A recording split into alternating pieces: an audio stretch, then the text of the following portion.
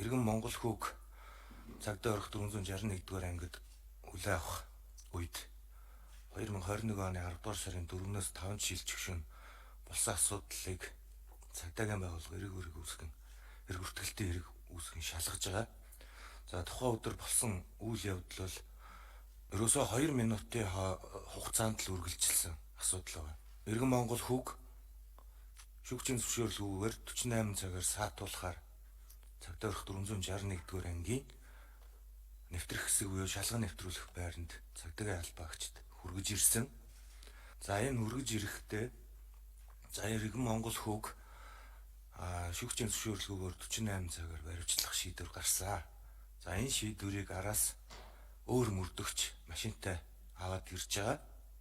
За бидний араас ингээд олон иргэд ингээд дагаад байгаа учраас бид танаа шалган нэвтрүүлэх байр руу ороод сэжигтний шүүгчийн зөвшөөрлгүйгээр баривчлах тогтоолыг ирэх хүртэлх хугацаанд байжээ гэдэг асуудал тавьсан.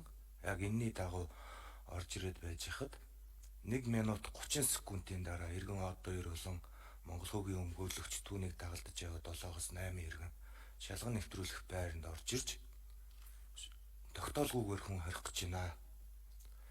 Прокурор мөрдөгчтэй нуулзнаа гэдэг асуудал тавьсан. Яг энэ үеэр цагдаагийн мөрдөгчд албаагч нар өмгөөлөгчтэй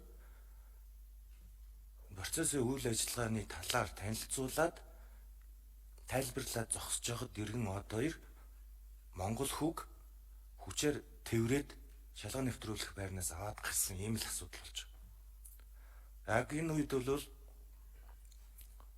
цагдаагийн тогтоол авчирч ирсэн албаагч нь цагдаа орох 461-р ангийн шалган нэвтрүүлэх байрны хаалгаар орж ирээгүй байсан учраас бид Иргэн Монгол хүүг цагдаа орох байранд хүлээж авах процессыг эхлүүлээг байсан.